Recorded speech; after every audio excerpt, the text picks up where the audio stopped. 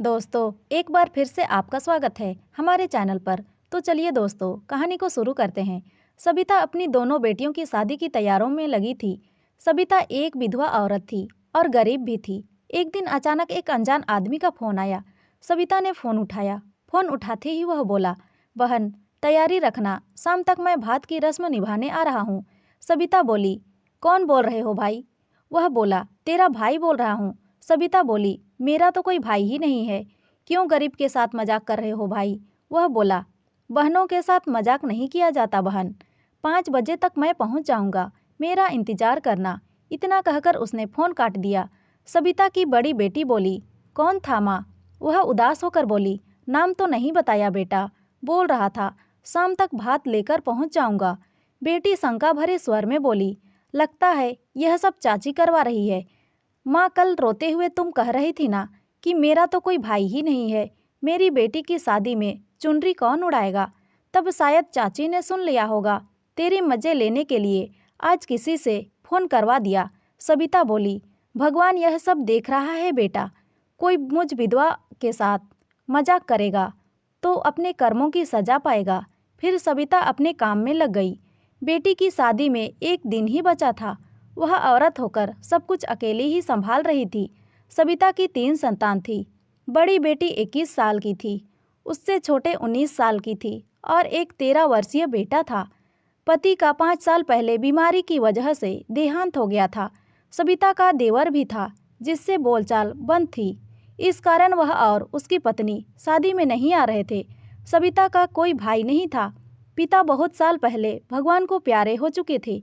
इस कारण सबिता माँ को अपने साथ ले आई थी। माँ ही नहीं, सबिता की बूढ़ी सास भी उसी के साथ रहती थी। वह जैसे तैसे मजदूरी करके 3 बच्चों को और 2 बूढ़ी माँ का भरण पोषण कर रही थी। जमाने की बुरी नज़रों के डर से वह जल्दी से जल्दी अपनी दोनों बेटियों की शादी कर देना चाहती थी। शादी में एक ही दिन बचा था कि अचानक उस अजनबी का फ़ोन आ गया कि वह भात की रस्म निभाने आ रहा है। उस अजनबी की आवाज़ सुनकर पता नहीं क्यों सबिता का दिल कह रहा था कि वह आएगा, वह ज़रूर आएगा, क्योंकि उसकी आवाज़ में एक सच्चाई थी। सबिता की आर्थिक हालत ऐसी थी कि वह छोटा सा टेंट भी नहीं लगवा सकती थी, तो वह अपने आने वाले अजनबी भाई के स्वागत की क्या तैयारी करती। बचपन से लेकर अब तक एक कमी हमेशा उसे रुलाती थी कि उसका कोई भाई नहीं है। बच्चों की शादी के समय तो यह कमी उसे सूल पर बनकर चुभने लगी थी। हर औरत की ख्वाहिश होती है कि उसका कम से कम एक भाई तो जरूर हो, ताकि बच्चों की शादी पर वह उसे चुनरी उड़ाकर हिम्मत बंधाए, उसके साथ खड़ा रहकर थोड़ी आर्थिक सहायता भी करे। शाम के 5 बजने वाले थे। विश्वास न होते हुए भी सबिता और उसके बच्चों की नज़र घर के मुख्य द्वार पर टिकी थी कि शायद वह फ़ोन सच हो और वह अजनबी भात लेकर आ जाए। जैसे ही 5 बजे एक चमचमाती महंगी कार उसके घर के गेट के आगे आकर रुकी। फिर दूसरी गाड़ी आई, फिर तीसरी। देखते ही देखते गाड़ियों की लाइन लग गई। इतनी गाड़ियां एक साथ आने से गांव की गलियां गाड़ियों से भर गई। पूरे गांव में खलबली मच गई।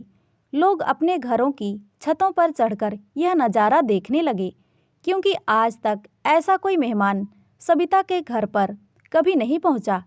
सबिता तो जैसे पागल सी हो गई थी। सोच रही थी, यह कैसा भाई है? यह तो पूरी फौज लेकर आया है। इतने लोगों को मैं कहाँ बिठाऊंगी? उसने बेटी को कहा, जल्दी से पूरे मोहल्ले में बुलावा दिया, बोलना मेरी माँ का भाई भात लेकर आया है।